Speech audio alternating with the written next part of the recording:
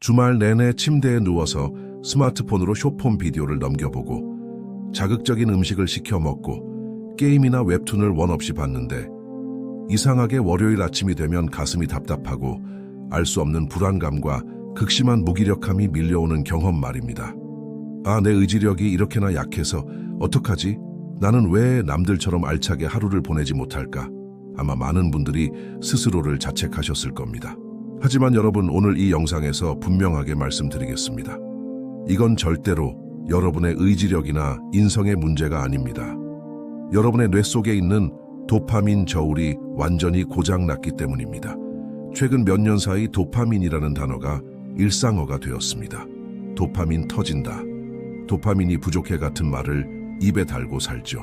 하지만 안타깝게도 대다수의 사람들은 도파민이 정확히 무엇인지, 그리고 우리 뇌를 어떻게 조종하고 있는지 잘못 알고 있습니다. 세계적인 신경과학자이자 스탠퍼드 대학교 정신의학과 교수인 애나 램키 박사는 경고합니다. 현대인은 인류 역사상 유례없는 고농도 자극의 바다에 빠져 있으며 이로 인해 인류 전체가 만성적인 우울과 불안, 그리고 동기 상실 상태에 빠졌다고 말이죠. 오늘 영상에서는 쾌락과 통증의 저울 원리를 시작으로 왜 우리가 자극을 찾을수록 더욱 우울해지는지 알려드리겠습니다. 그리고 단 30일 만에 뇌의 도파민 회로를 완벽하게 재설정하고 끊겨버린 인생의 몰입감을 회복하는 과학적 해결책을 완벽하게 풀어드리겠습니다. 이 영상을 끝까지 보신다면 무기력함의 진정한 정체를 깨닫고 삶의 주도권을 되찾게 되실 겁니다. 자, 그럼 시작해볼까요? 자, 먼저 도파민에 대한 오해부터 바로잡아 봅시다. 많은 분들이 도파민을 쾌락 그 자체를 주는 호르몬으로 생각합니다.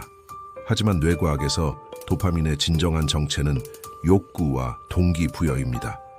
무언가를 열망하게 만들고 움직이게 만드는 추진력 호르몬이죠. 이해를 돕기 위해 유명한 쥐 실험을 소개해 드릴게요. 과학자들이 도파민이 전혀 분비되지 않도록 유전자 조작을 한 쥐를 연구했습니다. 이 도파민 결핍 쥐의 입에 맛있는 음식을 직접 넣어주면 어떻게 될까요? 놀랍게도 쥐는 음식을 아주 맛있게 씹어 먹습니다. 즉, 음식을 먹을 때 느끼는 쾌락 자체는 살아있다는 뜻이죠. 그런데 말입니다. 음식을 쥐의 입 앞에 놓아두지 않고 불과 쥐의 몸길이 정도인 몇 센티미터 떨어진 곳에 놓아두면 어떻게 될까요? 쥐는 바로 눈앞에 음식을 두고도 손조차 뻗지 않고 그 자리에서 굶어 죽고 맙니다.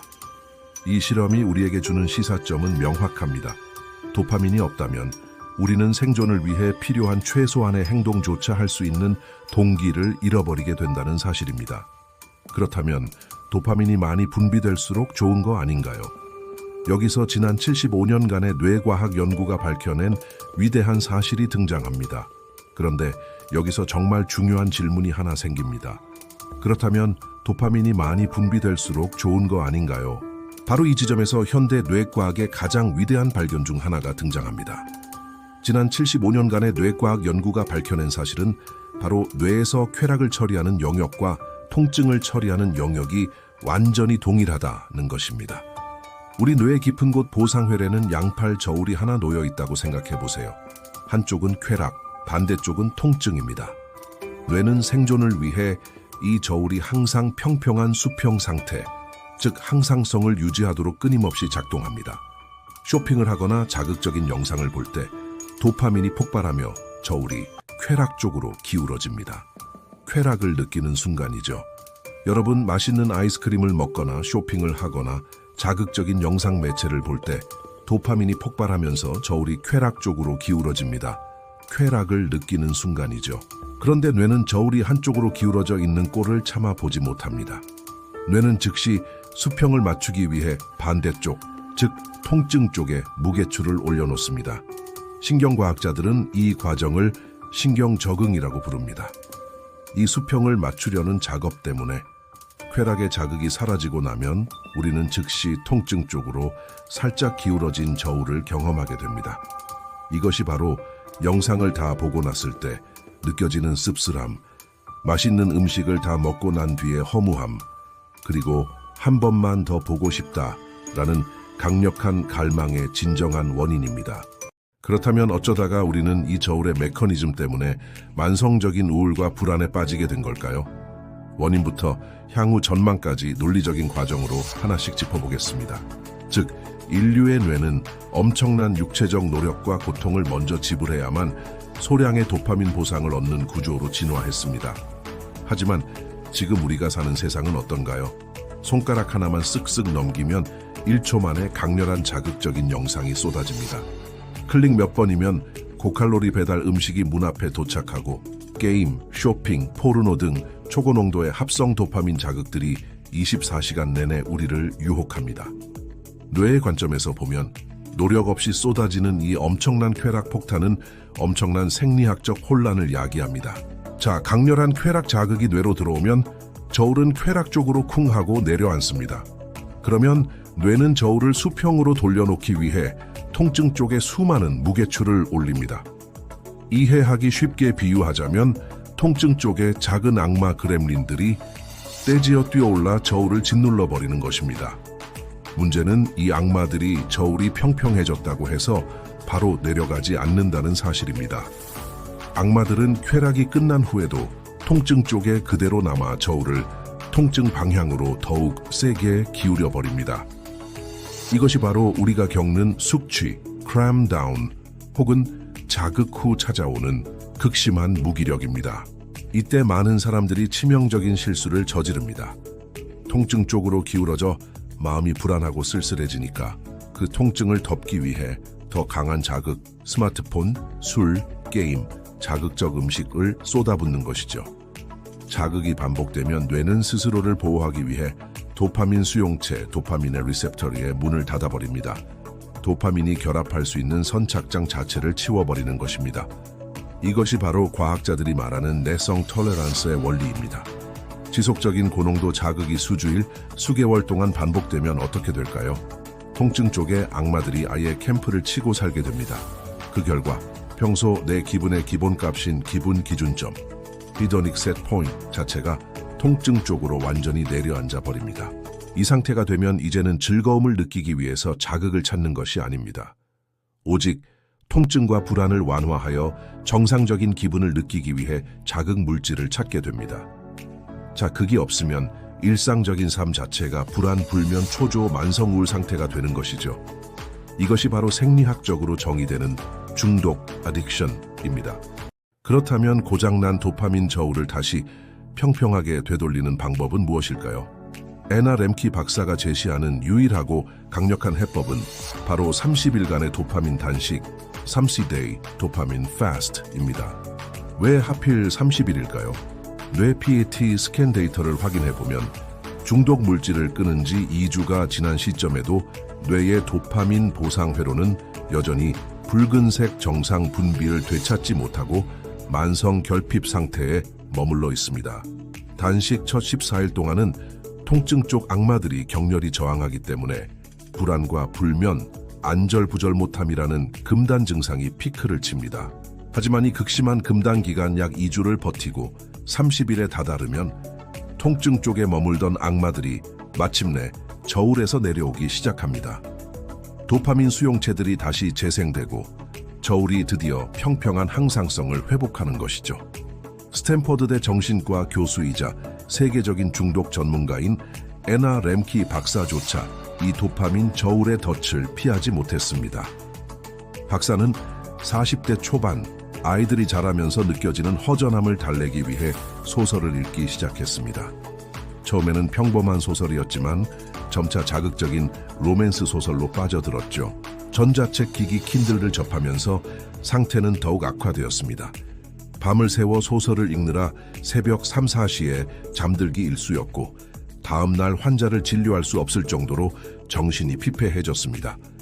소설의 문학성이나 스토리라인은 중요하지 않았습니다. 오직 뇌에 강력한 도파민 자극을 주는 특정 클라이맥스 장면만을 찾아 책을 빠르게 넘기는 전형적인 중독 증상을 보였습니다. 렘키 박사는 환자들에게 주던 권고를 자신에게 적용해 30일간 소설 읽기를 완전히 끊었습니다. 첫 2주간은 극심한 불면증과 안절부절 못함으로 고통받았지만 30일이 지나자 놀라운 일이 일어났습니다. 아이들과의 대화가 다시 행복해졌고 타성에 젖어있던 진료 일상이 다시 진심으로 가슴 뛰기 시작했습니다. 무뎌졌던 뇌의 보상 회로가 복구되면서 일상의 소소한 경험들이 자연스러운 도파민을 분비하기 시작한 것입니다. 오늘날의 자본주의 시장은 우리의 도파민 저울을 자극하여 돈을 벌도록 완벽히 설계되어 있습니다. 알고리즘은 우리가 인지하기도 전에 더 자극적이고 새로운 콘텐츠를 끊임없이 추천합니다. 하지만 이에 반작용으로 최근 글로벌 시장에서는 의도적으로 고통을 찾아 도파민을 얻으려는 거대한 트렌드가 형성되고 있습니다.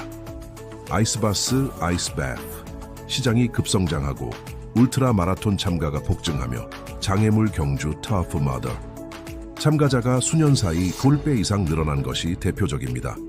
향후 미래 사회는 단순한 쾌락을 좇는 대중과 의도적으로 자극을 통제하고 뇌의 항상성을 유지하는 계층으로 극명하게 갈릴 것입니다. 이 이해를 돕기 위해 도파민 저울의 원리를 증명하는 5가지 놀라운 실제 사례를 살펴보겠습니다.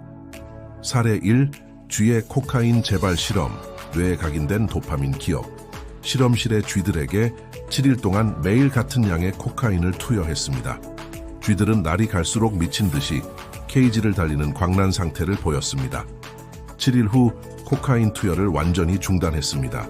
쥐의 일생에서 거의 평생에 해당하는 1년이라는 시간 동안 어떠한 약물도 주지 않았죠. 쥐는 완치된 것처럼 보였습니다. 하지만 1년이 지난 후 단 한 번 코카인을 주사하자 쥐는 곧바로 7일 차에 미친 듯이 케이지를 달리는 광란 상태로 순식간에 복귀했습니다.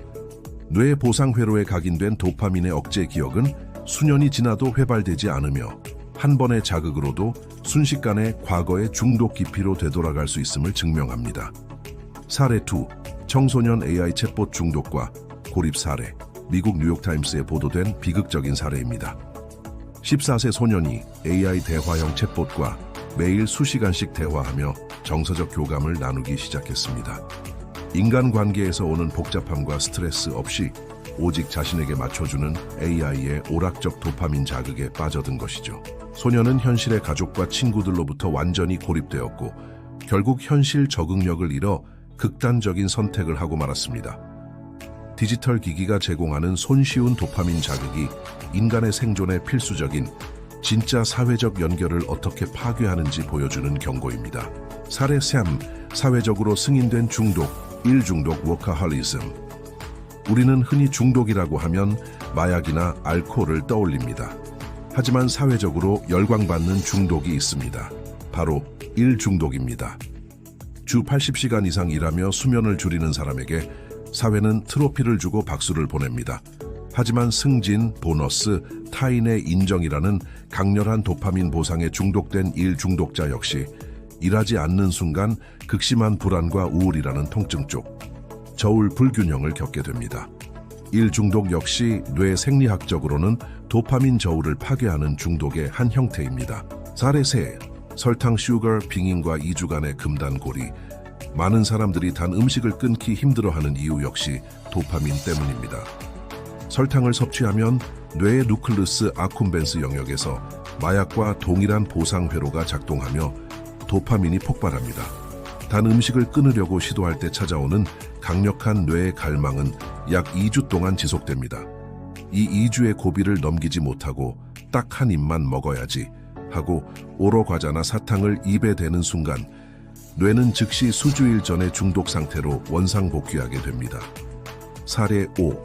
의도적 고통을 통한 건강한 도파민, 운동과 찬물 샤워. 인간을 대상으로 한 뇌과학 연구에 따르면 사람이 찬물에 몸을 담그거나 고강도 유산소 운동을 할 때 뇌의 도파민 수치는 점진적으로 상승합니다.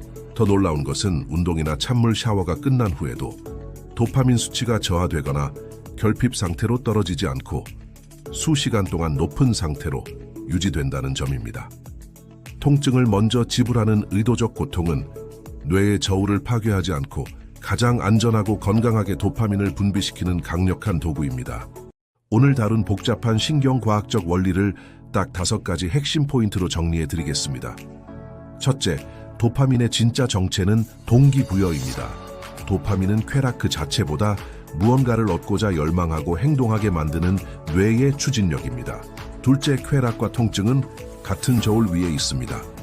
쾌락을 느낀 만큼 뇌는 항상성을 위해 통증 쪽으로 저울을 기울이며 자극이 강할수록 더 큰 우울과 불안이 찾아옵니다. 셋째, 만성 자극은 기분 기준점을 떨어뜨립니다. 쉬지 않고 자극을 찾으면 뇌의 도파민 수용체가 파괴되어 일상생활 자체가 우울하고 불안한 만성 결핍 상태가 됩니다. 넷째, 뇌 보상회로 리셋에는 최소 30일이 걸립니다. 자극을 끊고 첫 2주간 찾아오는 불안과 금단 증상을 견뎌내야 30일째 뇌의 수용체가 복구됩니다. 다섯째, 진짜 도파민은 고통을 먼저 지불할 때 나옵니다. 운동, 찬물, 샤워, 노력과 같은 의도적 고통은 저울의 반동을 이용해 은은하고 지속적인 행복감을 가져다 줍니다. 사랑하는 시청자 여러분, 우리는 지금 인류 역사상 그 어느 때보다 유혹이 많고 쾌락을 얻기 쉬운 세상에 살고 있습니다. 하지만 역설적이게도 쾌락을 좇으면 좇을수록 우리는 더 외로워지고 더 우울해지며 더 무기력해집니다. 유명한 불교의 가르침처럼 삶은 어쩌면 본질적으로 불편하고 괴로운 것일지도 모릅니다. 하지만 그 고통과 불편함을 피하기 위해 손쉬운 디지털 자극 속으로 도망치는 순간 우리는 뇌의 주도권을 빼앗기고 도파민의 노예가 되고 맙니다. 오늘부터 여러분의 삶에 작지만 강력한 변화를 시작해보세요. 잠들기 전 스마트폰을 거실에 두고 들어가는 물리적 장벽, 셀프 바인딩을 세워보세요.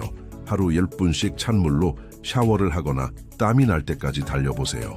그리고 여러분을 무기력하게 만들던 그 자극 물질을 딱 30일만 끊어보는 도파민 단식에 도전해보세요. 첫 2주의 불편함을 온전히 받아들일 때 여러분의 뇌는 반드시 맑고 생기 넘치는 원래의 모습을 되찾을 것입니다. 오늘 영상이 여러분의 지친 뇌를 깨우고 일상의 몰입감을 되찾는 소중한 계기가 되었기를 바랍니다. 오늘 내용이 도움되셨다면 아래 구독과 좋아요 버튼 눌러주시는 것 잊지 마시고요. 여러분이 오늘부터 끊어내고 싶은 나만의 도파민 자극은 무엇인지 댓글로 남겨주세요. 여러분의 도파민 리셋 여정을 진심으로 응원하겠습니다. 저는 다음 시간에 더 깊이 있고 유익한 뇌과학 이야기로 다시 찾아오겠습니다. 감사합니다.